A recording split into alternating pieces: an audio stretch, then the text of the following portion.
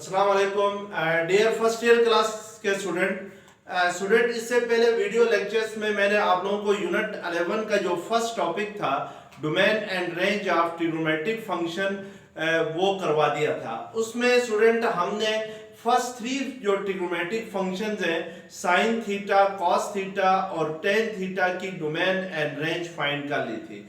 आज इस video lecture में स्टूडेंट हम जो नेक्स्ट थ्री ट्रिग्नोमेट्रिक फंक्शन है कॉट थीटा है, सीकेंट थीटा है और कोसिकेंट थीटा है, उनकी डोमेन एंड रेंज क्या होगी ये देखेंगे। तो आइए स्टूडेंट देखते हैं कि सबसे पहले है domain and range of cot theta, यानी जो कॉट थीटा है इसकी डोमेन और रेंज क्या होगी ये आज हमने यहाँ पर चेक करना है। तो पिछले वीडियो लेक्चर्स में स्टूडेंट हमने यहाँ पे देखा था x किसके इक्वल होता है, cos थीटा के इक्वल होता है, y किसके इक्वल होता है, sin थीटा के इक्वल होता है। हमने स्टूडेंट एक पॉइंट P लिया था इस यूनिट सर्कल के ऊपर x y, उस पॉइंट P का जो x कोऑर्डिनेट था वो आपके पास स्मॉल x था और जो y कोऑर्डिनेट है वो क्या है आपके पास स्मॉल y है। जैसे जैसे स्टूडेंट ये पॉइंट P जो है इस सर्कल के ऊपर, इस यूनिट सर्कल के ऊपर रोटेट करता है तो उससे जो वेरिएशंस आती है वो x और y में वेरिएशंस आती हैं, जबकि r यानी जो OP है वो क्या रहता है आपके पास कांस्टेंट रहता है। और स्टूडेंट जो x की वेरिएशंस थी वो फ्रॉम -1 टू +1 थी, यानी जो x है वो आपके पास greater than or equal to -1 होता है, less than or equal to 1 होता है। x स्टूडेंट किसके इक्वल था आपके पास cos थीटा के इक्वल था और जो y की वेरिएशन थी स्टूडेंट जब ये पॉइंट P या OP इस सर्कल यूनिट सर्कल के ऊपर रोटेट करता है तो जो y वेरी होता था फ्रॉम -1 टू +1 होता है, यानी जो y की मैक्सिमम वैल्यू है वो 1 है, मिनिमम वैल्यू किसके इक्वल होती है -1 के इक्वल होती है और y किसके इक्वल है, y इक्वल है student sine theta. It means कि जो साइन थीटा की जो वेरिएशन है या साइन थीटा की जो रेंज है स्टूडेंट वो फ्रॉम -1 टू +1 थी और जो cos थीटा की रेंज है वो भी किसके इक्वल है फ्रॉम -1 टू +1 है। तो ये सारी चीजें स्टूडेंट हमने पिछले वीडियो लेक्चर्स में देखी थी, तो उसी वीडियो लेक्चर्स को आगे बढ़ाते हुए आज हम यहाँ पर डोमेन एंड रेंज फाइंड करेंगे कॉट थीटा की। तो स्टूडेंट जो कॉट थीटा होता है by definition cot theta equal होता है बेस डिवाइडेड बाय परपेंडिकुलर के इक्वल होता है। यानी हमारे पास इस ट्राइंगल में, इस ट्राइंगल OPM में जो बेस है वो x है और जो परपेंडिकुलर है यानी PM है वो आपके पास y है। इट मींस कि ये cot थीटा इक्वल होगा x डिवाइडेड बाय y के इक्वल होगा। अब हम स्टूडेंट इस cot थीटा की डोमेन चूज करेंगे कि what is the domain of cot theta. Domain means कि थीटा किसके इक्वल होना चाहिए, यानी हम यहाँ पे थीटा की कौन सी वैल्यू चूज कर सकते हैं और कौन सी नहीं कर सकते हैं। उसके लिए देखिए स्टूडेंट कि थीटा हमने इस तरह चूज करना है कि cot थीटा हमारे पास इक्वल आ रहा है x और y, यानी हमने थीटा को इस तरह चूज करना है कि उसके लिए y 0 ना हो। यानी आपके पास स्टूडेंट इसको इस फॉर्म में भी लिख सकते हैं cot थीटा अगर x और y है तो x आपके पास cos थीटा है और y आपके पास sin थीटा है। तो इट मींस के cot थीटा जो इक्वल होगा वो cos थीटा और sin थीटा के भी इक्वल होगा। तो स्टूडेंट यहाँ पे हमने थीटा की वैल्यू इस तरह चूज करनी है कि उसके लिए y 0 ना हो या sin थीटा 0 ना हो, क्योंकि अगर y 0 आ जाता है तो फिर आपके पास जो cot थीटा है स्टूडेंट वो x और y है तो x और 0 हो जाएगा और ये क्या हो जाएगा किसके इक्वल हो जाएगा, इंफिनिटी के इक्वल हो जाएगा। इट मींस के स्टूडेंट अगर y 0 हो तो cot थीटा फिर क्या होता है, अनडिफाइंड होता है। इट मींस के हमने थीटा की उन वैल्यूज को उन रियल नंबर्स को थीटा से एक्सक्लूड करना है, निकाल देना है जिनके लिए y 0 होता है या sin थीटा 0 होता है। अब स्टूडेंट हमने देखना है कि y 0 कहां पर होगा, तो उसके लिए देखें जब ये जो टर्मिनल साइड है ऑफ द एंगल थीटा, ये जो थीटा है इसकी टर्मिनल साइड OP है और इनिशियल साइड OA है या OM है। स्टूडेंट जब टर्मिनल साइड स्टूडेंट ये OP कोइंसाइड करे ऑन OA को, यानी OA के ऊपर कोइंसाइड हो रही हो, तो उस वक्त x 1 होता है, y 0 होता है। इट मींस स्टूडेंट जब आपके पास टर्मिनल साइड OP कोइंसाइड करती है x एक्सिस के ऊपर आती है, यानी ये टर्मिनल साइड इस x एक्सिस के ऊपर होती है, OA को कोइंसाइड कर रही होती है, तो उस वक्त जो एंगल थीटा होता है वो किसके इक्वल होता है, 0 के इक्वल होता है। इट मींस कि स्टूडेंट जब थीटा 0 हो तो उस वक्त आपके पास y 0 होता है। इसी तरीके से स्टूडेंट अगर OP को मैं OA से रोटेट कराना स्टार्ट कराऊं और ये वापस अगेन नेगेटिव एक्स एक्सिस को कोइंसाइड करे, यानी OC को कोइंसाइड करे, तो उस वक्त भी आपके पास x -1 होता है और y क्या होता है, 0 होता है। और स्टूडेंट यहाँ पर जब टर्मिनल साइड जो है, यानी सेंगल थीटा की टर्मिनल साइड OP जब इस OC को कोइंसाइड करेगी, तो उस वक्त जो एंगल बनेगा वो आपके पास पाई बनेगा। इट मींस कि जब थीटा पाई के इक्वल होता है तो उस वक्त y क्या होता है, 0 के इक्वल होता है। इसी तरीके से स्टूडेंट जब ये आपके पास टर्मिनल साइड OP रोटेट करती हुई अगेन OA को कोइंसाइड करे, एक कंप्लीट रोटेशन करे, तो उस वक्त आपके पास एंगल होता है 2 पाई, और इस सिचुएशन में फिर यहाँ पे y क्या हो जाता है, 0 होता है। मींस के आपके पास y किसके इक्वल है, साइन थीटा के इक्वल है, तो इसका मतलब है साइन थीटा 0 होता है। अब इसका मतलब ये हुआ स्टूडेंट कि x एक्सिस के ऊपर हमेशा y 0 होता है या साइन थीटा 0 होता है। इसका मतलब है x एक्सिस के ऊपर जो एंगल बनता है वो 0 है, पाई है, 2 पाई है, 3 पाई है, 4 पाई है।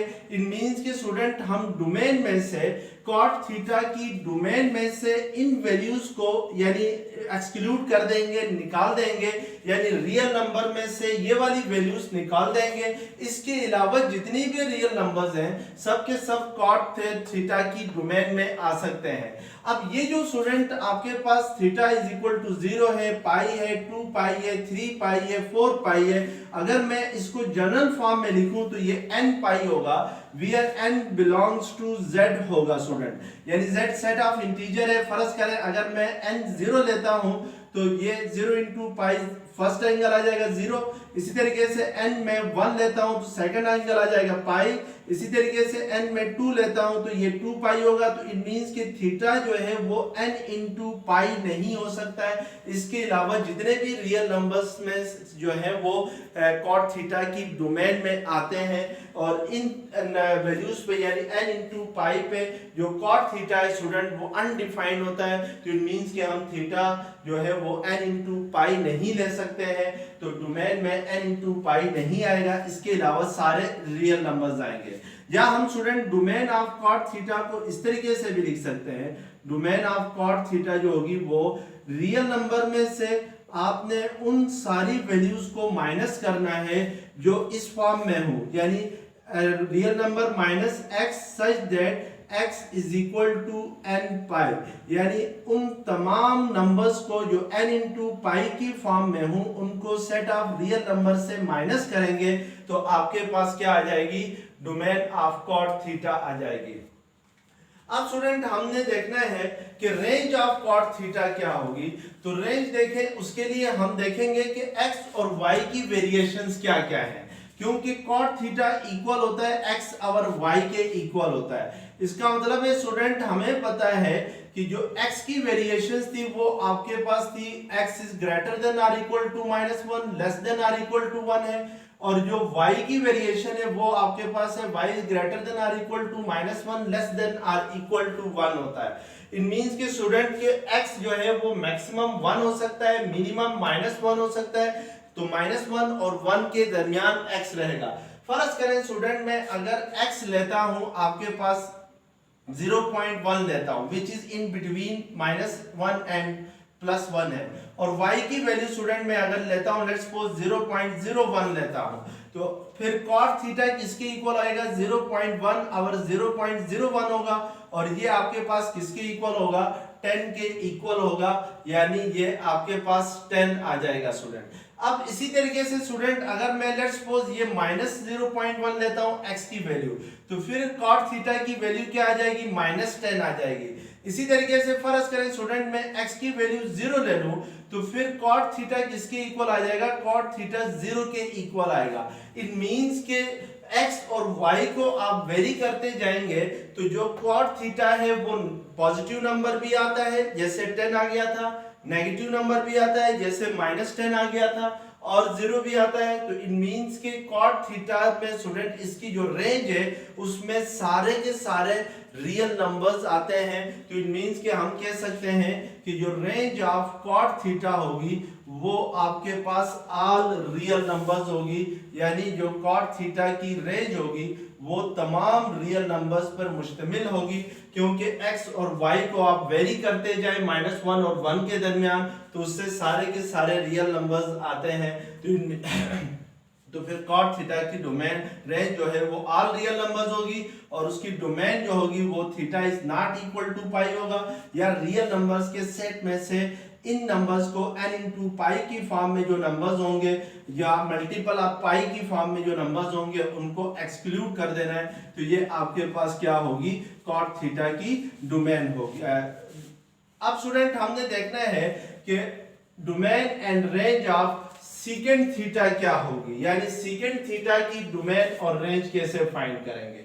तो आपको पता है स्टूडेंट के जो सीकेंट थीटा होता है वो रेसिप्रोकल फंक्शन है किसका, cos थीटा का, यानी 1/, cos थीटा करेंगे तो ये किसके इक्वल आएगा, सीकेंट थीटा के इक्वल आएगा।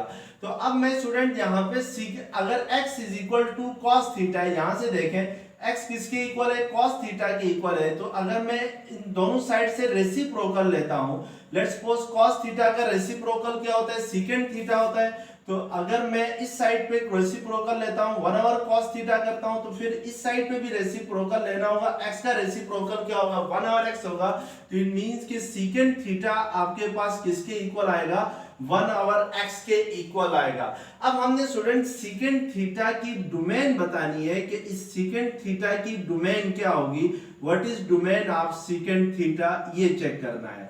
तो उसके लिए स्टूडेंट देखिए सीकेंट थीटा इक्वल आ रहा है आपके पास 1/x के, या इसको आप कह सकते हैं 1/, cos थीटा के इक्वल आता है। अब स्टूडेंट यहाँ पे हमने जो थीटा है ये इस तरीके से चूज करना है कि उसके लिए x 0 ना हो, यानी अगर x 0 होता है, फर्ज करें अगर मैं थीटा कुछ भी ले लूं, यानी लेट्स सपोज अगर मैं थीटा π/2 लेता हूं, फर्ज करें स्टूडेंट जब थीटा π/2 होता है तो ये जो terminal side of the angle है OP है ये कोइंसाइड करती है OB को, और उस वक्त स्टूडेंट x 0 होता है, y जो होता है वो मैक्सिमम होता है। यहाँ पे देखें b आपके पास जो b के कोऑर्डिनेट है उसमें x 0 है, y 1 है।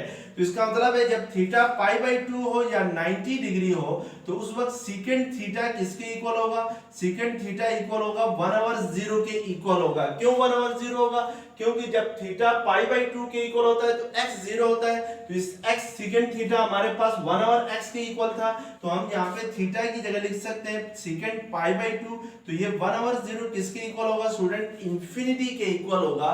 तो इट मींस के हम लोग सीकेंट थीटा की डोमेन में से π/2 को एक्सक्लूड कर देंगे, निकाल देंगे, क्योंकि यहाँ पर सीकेंट थीटा क्या हो रहा है, अनडिफाइंड हो रहा है। इसी तरीके से स्टूडेंट जब ये terminal side of the angle जो है, ये जो थीटा है इसकी ये जो टर्मिनल साइड है OP, जब ये कोइंसाइड करती है इस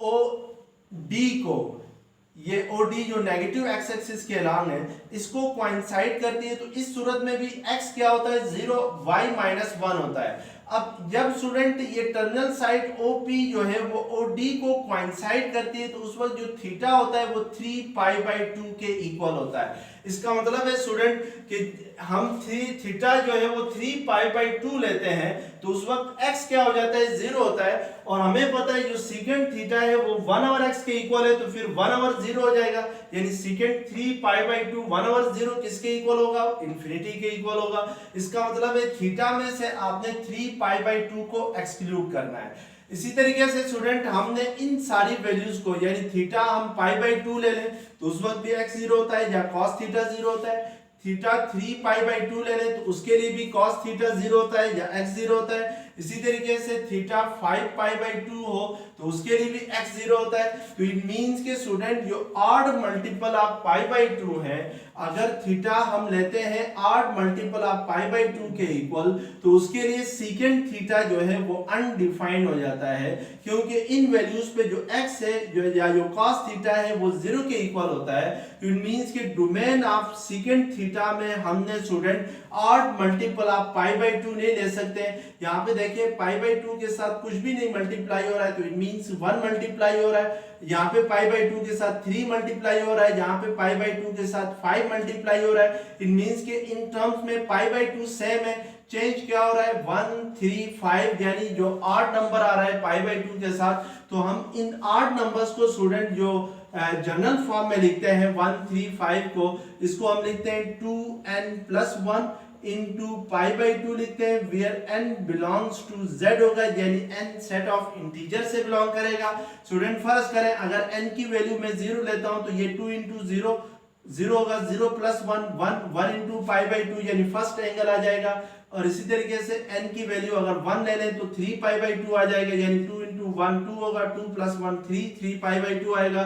तो ये आपके पास ऑड मल्टीपल ऑफ पाई/2 है। तो इट मींस कि आपने डोमेन ऑफ सीकेंट थीटा में रियल नंबर में से इन वैल्यूज को एक्सक्लूड कर देना है, निकाल देना है। इनके अलावा जितने भी रियल नंबर्स होंगे सब के सब डोमेन ऑफ सीकेंट थीटा में आएंगे। इसको student domain of secant theta को इन अदर वर्ड्स आप इस तरीके से भी लिख सकते हैं, real number minus x such that x is equal to 2n+1 into पाई/2 होगा।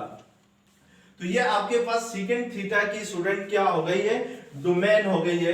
तो आपके पास सीकेंट थीटा की जो डोमेन है वो किसके इक्वल है कि theta is not equal to 2n+1 into पाई/2 है, यानी थीटा की वैल्यू आप ये नहीं ले सकते हैं। सीकेंट के केस में डोमेन में आप ये वैल्यू नहीं ले सकते हैं। अब हम स्टूडेंट फाइंड करेंगे रेंज ऑफ सीकेंट थीटा।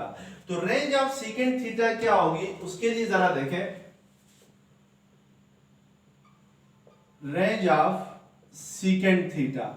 इसके लिए स्टूडेंट आप जरा x की वेरिएशन चेक करें। जब ये जो पॉइंट P है जब इस यूनिट सर्कल के ऊपर रोटेट करता है, या जो OP रोटेट करता है from OA to again OA तक, यानी OA से रोटेशन स्टार्ट करे और वापस OA के ऊपर आ जाए, तो उस वक्त वेरिएशंस होती हैं स्टूडेंट x और y की। OP वेरी नहीं करता, OP रेडियस के ही इक्वल रहता है, यानी x जब OP OA को कोइंसाइड करेगा तो उस वक्त x 1 होगा, y 0 होगा। जब ये OP रोटेट करता हुआ OB को कोइंसाइड करेगा तो उस वक्त x 0 होगा, y 1 होगा। इसी तरीके से जब ये OP रोटेट करता हुआ OC को कोइंसाइड करेगा तो उस वक्त x -1 होगा, y 0 होगा। इसी तरीके से OD को जब कोइंसाइड करेगा तो उस वक्त x 0 होगा, y -1 होगा।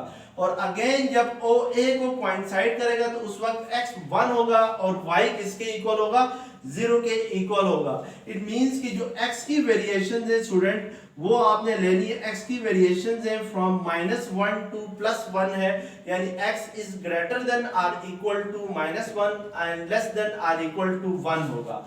अब यहाँ पे देखिए स्टूडेंट x किसके इक्वल है, हमारे पास x इक्वल है cos थीटा की। इट मींस कि जो cos थीटा की रेंज थी वो आपके पास थी -1 से लेकर +1 तक है, यानी cos थीटा की वैल्यू जो होती है वो -1 से +1 तक हो सकती है, यानी -1 से छोटी नहीं होती है, +1 से बड़ी नहीं होती है। तो x की जगह हम क्या पुट कर सकते हैं, cos थीटा पुट कर सकते हैं।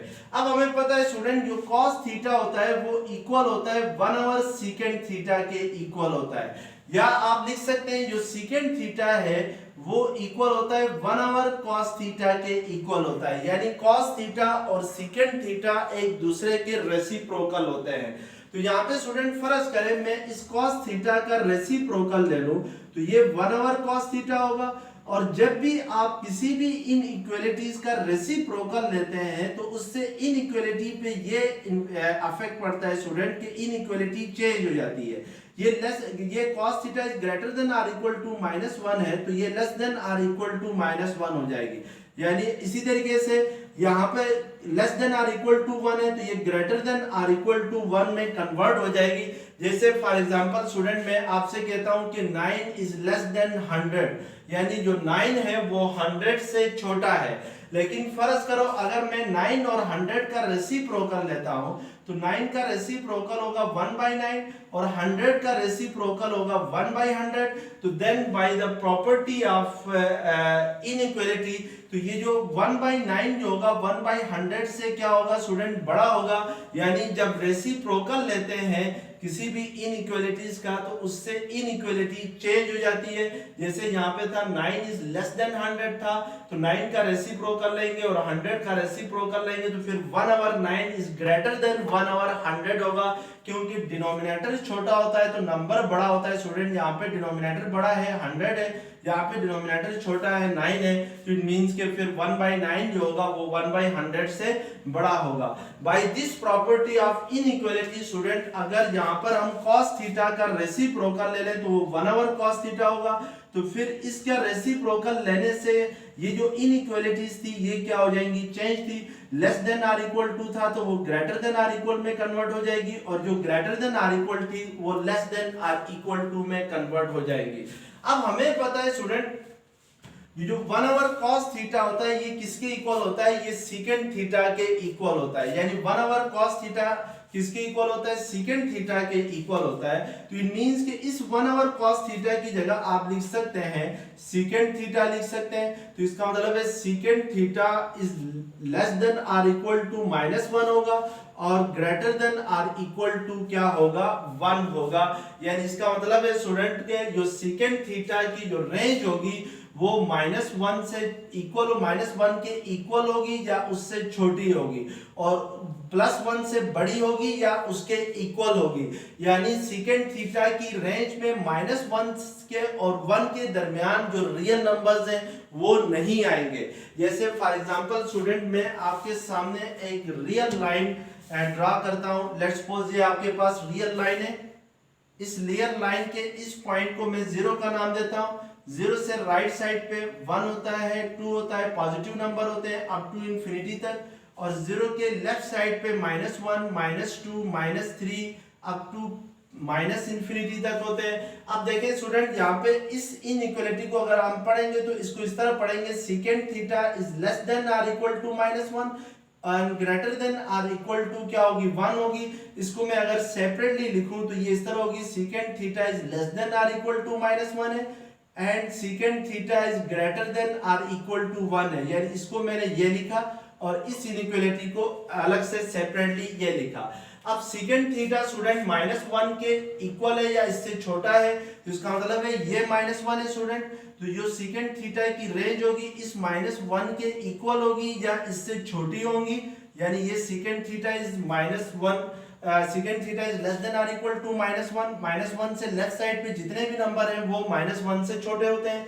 इसी तरीके से इस इनइक्वालिटी के मुताबिक सीकेंट थीटा की रेंज होनी चाहिए student greater than or equal to 1 होनी चाहिए। तो greater than or equal to 1 जो नंबर है वो 1 से राइट साइड पे होते हैं। तो इसका मतलब है ये secant theta is greater than or equal to 1 है।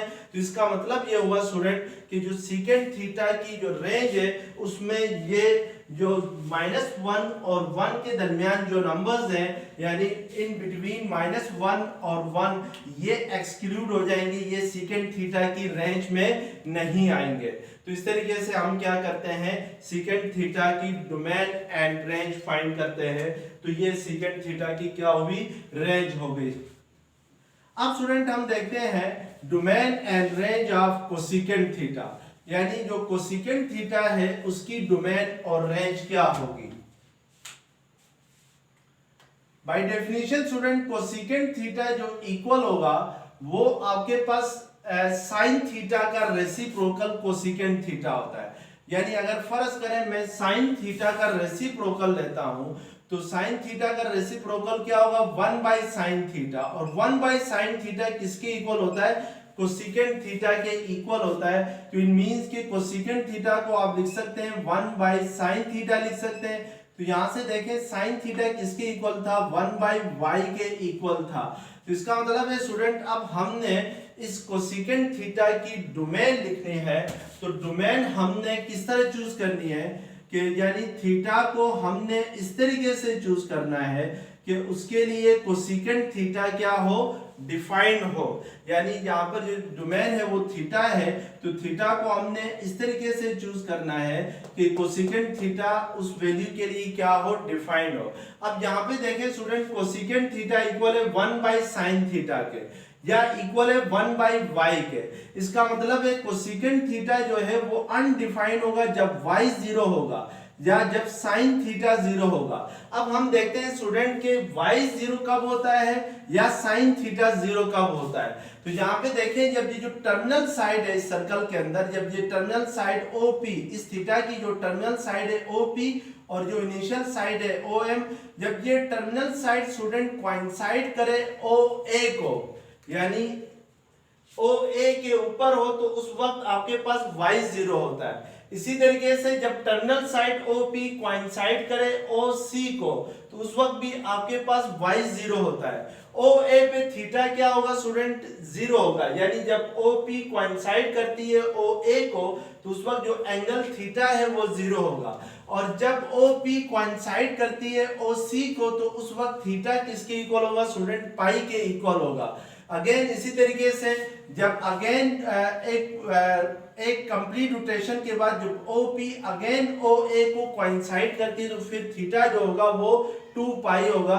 तो इसका मतलब है स्टूडेंट जब थीटा 0 डिग्री होता है, पाई होता है, 2 पाई होता है, 3 पाई होता है, इन सारी वैल्यूज पे कोसिकेंट थीटा क्या होगा, वो अनडिफाइंड होगा। तो इट मींस कि हमने कोसिकेंट थीटा की डोमेन में से ये वैल्यूज क्या करनी है, एक्सक्लूड करनी है। तो इन वैल्यूज को मैं अगर जनरल फॉर्म में लिखूं, तो ये theta is equal to not equal to n into pi होगा, वेयर n बिलोंग्स टू क्या होगा, z होगा। इन अदर वर्ड स्टूडेंट आप कह सकते हैं कि जो कॉट थीटा की डोमेन है वही कोसिकेंट थीटा की भी डोमेन होती है, और जो टेन थीटा की डोमेन होती है वही सेकेंट थीटा की भी डोमेन होती है, क्योंकि टेन थीटा के डिनोमिनेटर में भी x आता था, और इसी तरीके से कॉट थीटा के डिनोमिनेटर में क्या आता था, y आता था। यानी कॉट थीटा इक्वल होता था x ओवर y, या cos theta divided by sine theta के इक्वल होता है। अब हमने student range of cosecant theta find करनी है कि कोसिकेंट थीटा की रेंज क्या होगी, what is the range of cosecant theta. उसके लिए हम देखेंगे स्टूडेंट कि y की वेरिएशंस क्या है। y की वेरिएशंस है student, y is greater than or equal to -1 है, less than or equal to 1 है। यानी y is greater than or equal to -1 है, less than or equal to 1 है। इसका मतलब है y किसके इक्वल था स्टूडेंट, साइन थीटा के इक्वल था। तो y की जगह आप साइन थीटा पुट कर सकते हैं। तो इट मींस कि साइन थीटा की जो रेंज थी वो आपके पास -1 से लेकर +1 तक थी। तो इस साइन थीटा की रेंज की मदद से हम क्या करेंगे, कोसिकेंट थीटा की रेंज फाइंड करेंगे। तो कोसिकेंट थीटा की रेंज फाइंड करने के लिए हमें पता है स्टूडेंट, अगर मैं फर्ज करें इस साइन थीटा का रेसिप्रोकल लेता हूं, तो साइन थीटा का रेसिप्रोकल क्या होगा, 1/sin थीटा होगा। जब मैं साइन थीटा का रेसिप्रोकल लूंगा इस साइन थीटा का, तो रेसिप्रोकल लेने से ये इनइक्वालिटीज क्या हो जाएंगी, चेंज हो जाएंगी। तो ये less than greater than or equal to -1 थी, तो ये less than or equal to -1 हो जाएगी, और ये less than or equal to 1 किस में कन्वर्ट हो जाएगी, greater than or equal to 1 में कन्वर्ट हो जाएगी। इसका मतलब है स्टूडेंट -1 को एज इट इज रहने देंगे। 1/sin थीटा किसके इक्वल होता है, कोसिकेंट थीटा के इक्वल होता है। तो 1/sin थीटा की जगह हम क्या रखेंगे, कोसिकेंट थीटा रखेंगे। तो इट मींस कि कोसिकेंट थीटा की जो रेंज होगी वो -1 के इक्वल होगी या इससे छोटी होगी, और +1 के इक्वल होगी या इससे बड़ी होगी। तो इट मींस कि ये -1 है स्टूडेंट रियल लाइंस के ऊपर, और -1 से छोटी वैल्यूज -1 के लेफ्ट साइड पर होती हैं, तो इसका मतलब है ये cosecant theta is less than or equal to -1 होगा, या cosecant theta is greater than or equal to क्या होगा 1 होगा। तो इसका मतलब ये स्टूडेंट कि कोसेकेंट थीटा की रेंज में -1 और 1 के दरमियान जो वैल्यूज हैं वो नहीं आएंगी। जैसे फॉर एग्जांपल जो कोसेकेंट थीटा की वैल्यू कभी भी 0.5 के इक्वल नहीं होगी। क्यों नहीं होगी? क्योंकि जो 0.5 है वो लाई करता है इन बिटवीन -1 एंड 1। तो so cosecant theta can not be 0.5 या 0.1 या 0.2। तो इसका मतलब है स्टूडेंट के कोसेकेंट थीटा की रेंज में से हम -1 से और 1 के दरमियान जो नंबर है इनको एक्सक्लूड करेंगे। इनके अलावा जितने भी नंबर्स हैं वो सब कोसेकेंट थीटा की रेंज में इंक्लूड होंगे। तो ये स्टूडेंट को domain and range of trigonometric functions थी। स्टूडेंट अगर इस लेक्चर्स को आप पूरी तरह से करेंगे तो इंशाल्लाह जो आगे आपके इंट्री टेस्ट होंगे या जो आपके कंसेप्चुअल पेपर होते हैं जैसे ऑब्जेक्टिव पेपर होता है, तो उसमें बहुत सारी चीज़ें आप इजीली सॉल्व कर सकते हैं और उसको इजीली उस पेपर को इजीली अटेम्प्ट कर सकते हैं। तो अगर ये वीडियो लेक्चर्स पसंद आ गया है तो स्टूडेंट मेरे चैनल्स को प्लीज़ सब्सक्राइब कीजिएगा। Thank you very much. अल्लाह हाफिज़।